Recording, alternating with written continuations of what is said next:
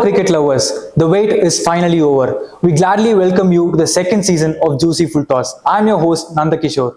We will bring you the pre-tournament analysis of every team in this Asia Cup 2023, where we'll be discussing about each team's strengths, weaknesses, the chances of winning. Today we have our cricket professionals Tushar, Arora and Hussain to share their expertise. This year's Asia Cup 2023 will have 6 teams in total, divided into 2 groups, Group A and Group B. Group A will consist of India, Pakistan and Nepal, and Group B will include Afghanistan, Sri Lanka and Bangladesh. The top 2 teams from Group A and Group B will move into the Super Fours, from where the top 2 teams will be facing in the final on September 17th. In today's episode, we will discuss about the Group B teams, defending champions Sri Lanka, Bangladesh and Afghanistan.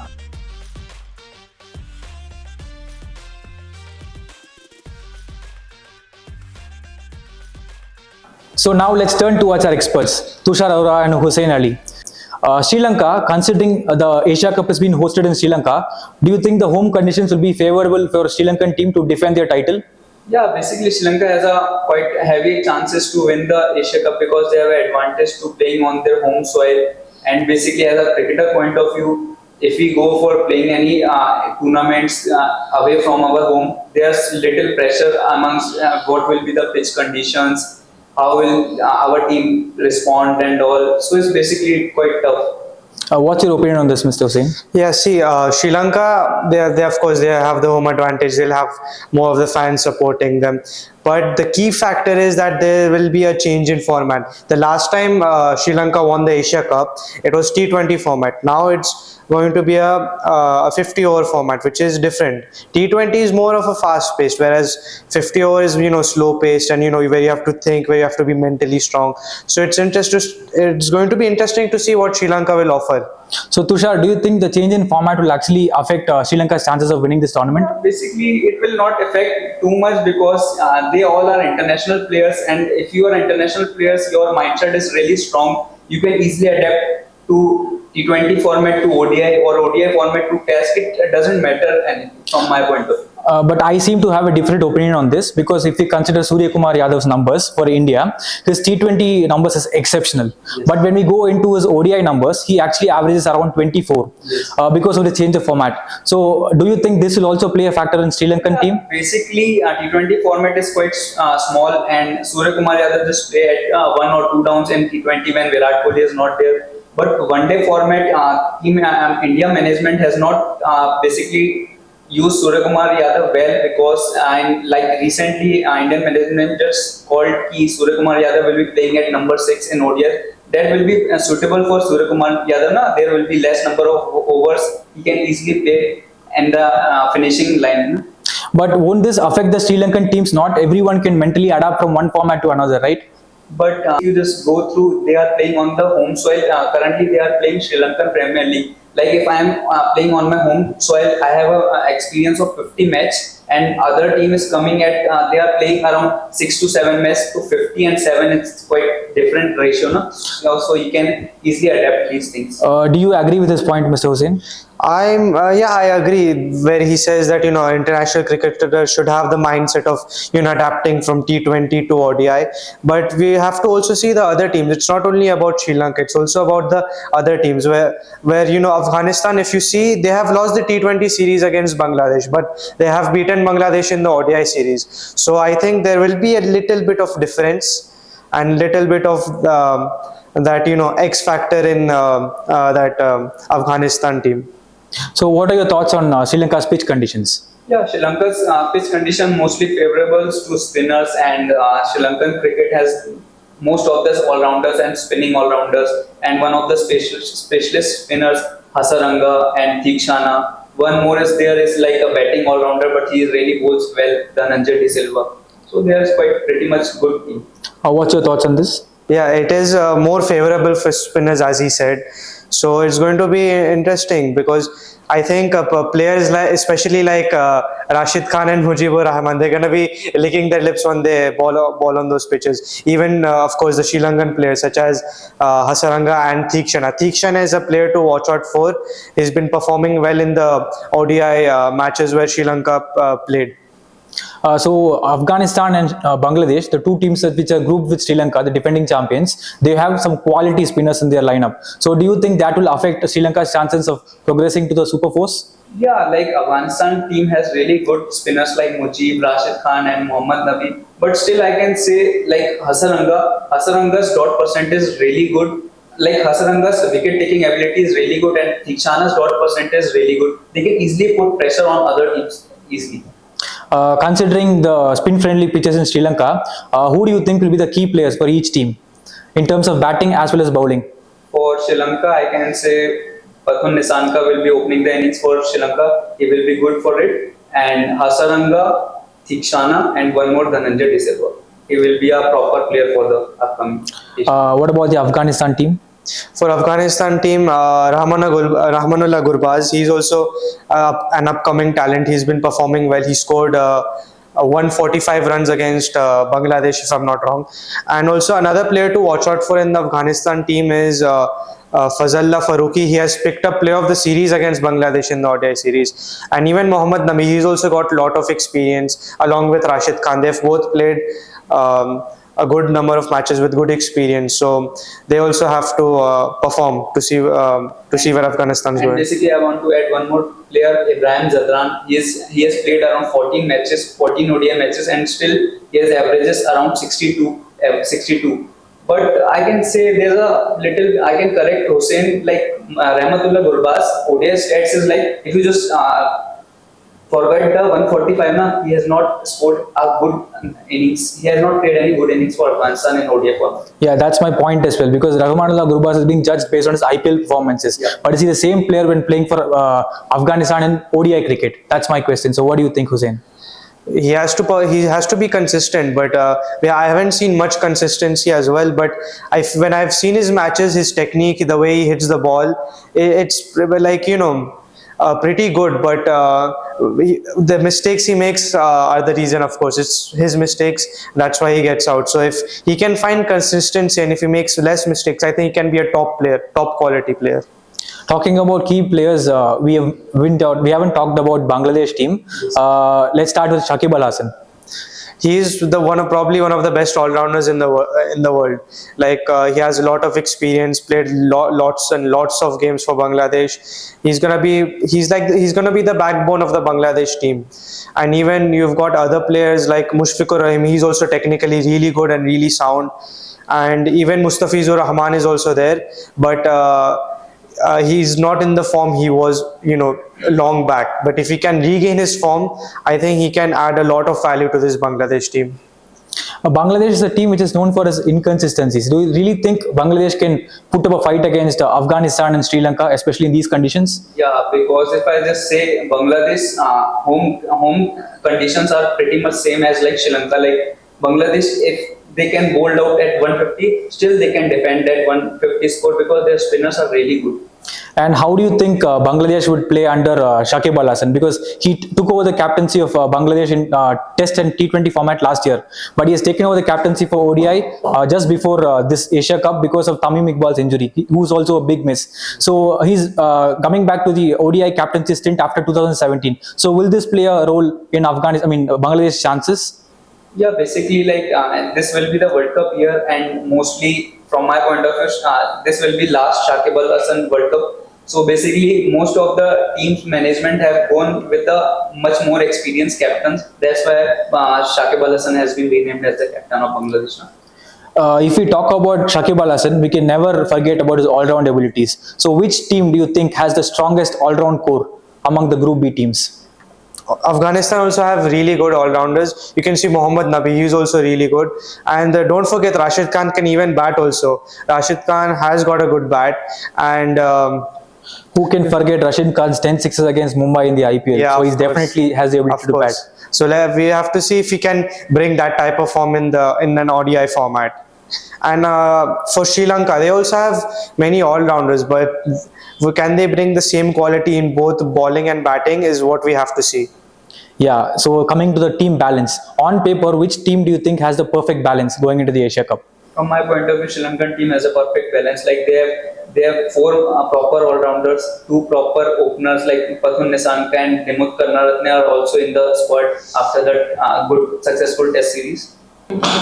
Hey, expert है रे. like क्या कर रहे हो तुम? Just stand up from your chair once. किधर से लाया इसको? मेरे को एक बात बताओ. एक बॉलर लोग इतना घिसता काहे को है रे? तो वो बॉल का शाइन लेता है ना इसलिए. और अगर शाइन लेता है तो ये मलिंगा बॉल डालने से पहले पप्पी काहे को करता था? Maybe because he loves to spend time with the ball. ऐसा होता है. अच्छा, मेरे पास एक जोक है. God, please, no! ये चाइनीज लोग कभी क्रिकेट क्यों नहीं खेलता? क्यों नहीं खेलता? तुम लोग क्या बताओगे रे? हट. क्योंकि वो तो सब लोग अपना बैट ही खा लेते हैं. खेलेगा क्या? I'm sorry, Hussain. Just ignore him. Let's continue with the show. Sri Lanka, which was once considered as the cricketing heavyweights, but after retirement of some key players like Sangakkara, Jayawardene, do you think they are the same kind of team? Are they still feared in world cricket? Because I don't think they stand a chance against top nations right now. Do you think they are on decline or on rise? From my point of view, Sri Lanka will be on rise because after the 2011 World Cup, Sri Lankan legends like Mahela Jayawardene, Sangakkara, Dilshan, both have these three have been retired one by one, and at that time Sri Lankan squad is pretty much young. But right now, if you just go through it, they are pretty much on the rising side of the team. But do you think this team has the potential to replicate what the legends did for the Sri Lankan team in the past? We just have to wait patiently about, like, you can't judge any cricketer if he is young or something. No? You have to just give some time to the youngster so they can showcase their talent. Talking about the past Sri Lankan team, we can never forget the bowlers. They had Malinga and Kulasekara. Do you think they have bowlers of that kind of potential in their current setup? Yeah, Malinga and Kulasekara, they are quality bowlers, quality and quality. But right now, if you see, they don't have the best pace bowlers. Shanaka is one of them. He can lead he's the captain. So we will see what he does. But as you know, Sri Lankan pitches are more, biased towards spinners. So only I could see one in the Hasaranga and Thikshana to be like the main bowlers for Sri Lanka. So basically, but Shanaka still, he will be like fifth or sixth bowler for the bowling unit. But there's some weakness of Sri Lankan team, like they have not a pretty much experienced pace unit, like Lahiru Kumara is there, Kasum Rajita is there, but Chamira is missing because of injury. And one more player is there, M. Pathirana. He's also good, but they are not like strongest like in recent time. Kulasekara and Malinga are there like. But is there another team in Group B which has a better pace attack than Sri Lanka? Yes, Afghanistan has a proper better pace attack. Like they have Fazlul Farooqi, Naveenul Haq, and Omar Zai is also there. He's quite good bowling all-rounder. So pace attack being the weakness of Sri Lanka, what do you think is the weakness of the other teams, Afghanistan and Bangladesh? So basically, if I just talk about Bangladesh, Bangladesh have a big blow because Tamim Iqbal is not there. And they have four proper left-handers in the top order. So easily like Sri Lanka has proper, Thikshana is an off-spinner, De Silva is also bowls around 7 to 8 overs in ODI cricket. So they can easily pressurize the Bangladesh team and they can properly win against Bangladesh. No?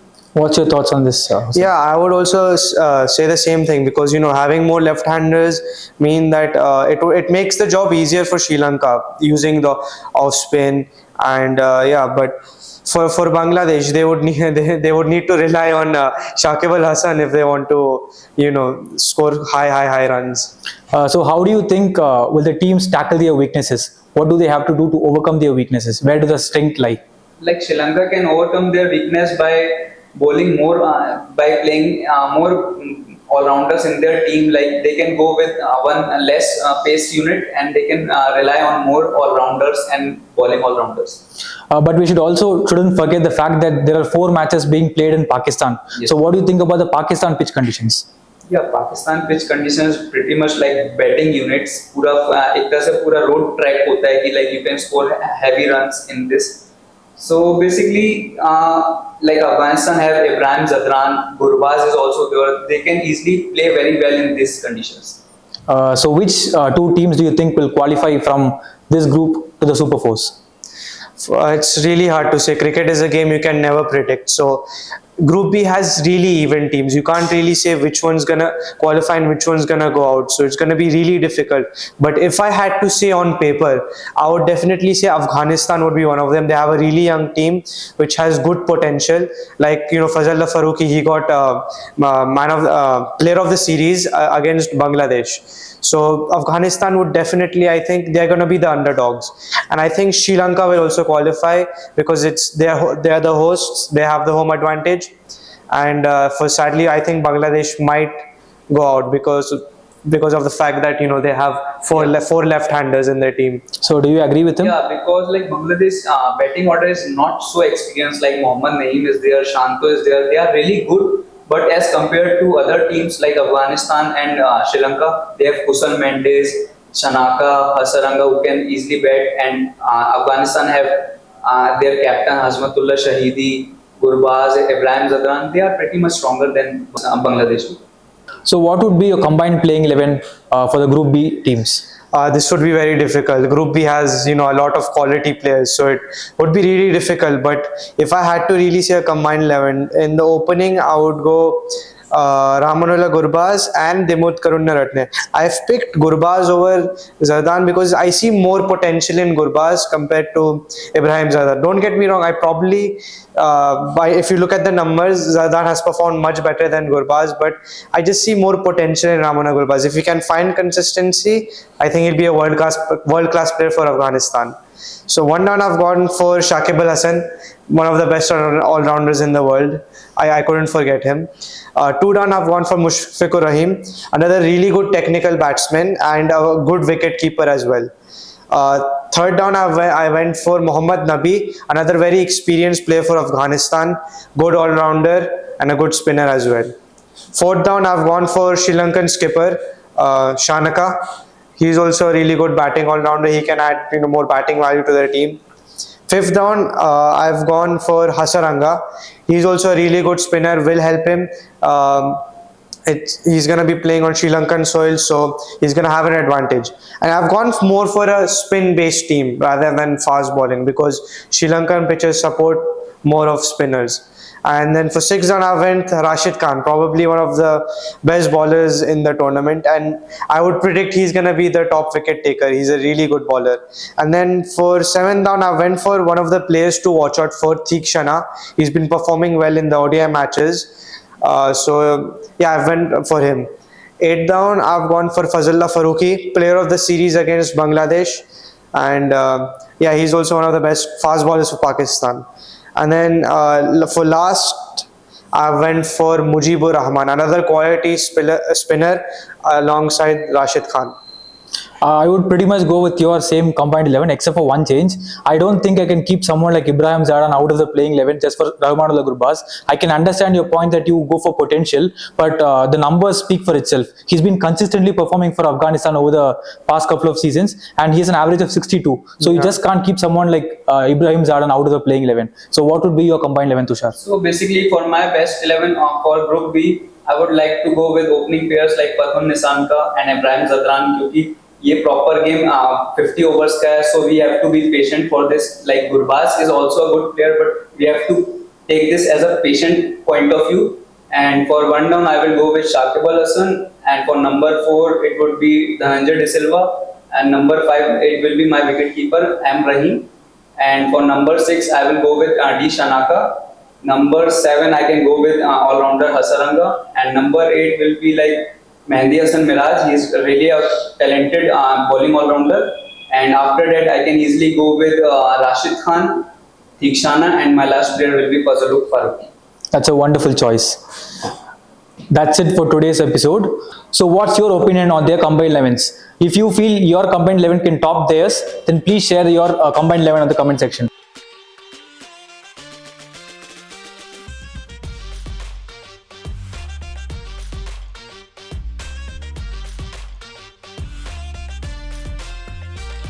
I would like to thank our guests Tushar and Hussain for some amazing insights. See you again in the next episode of Juicy Full Toss. Until then, it's me NanadaKishore signing off. मेरे दिमाग में question आया है, what decides the format of the Asia Cup, whether it be a T20 or an ODI? Do let us know in the comment section below.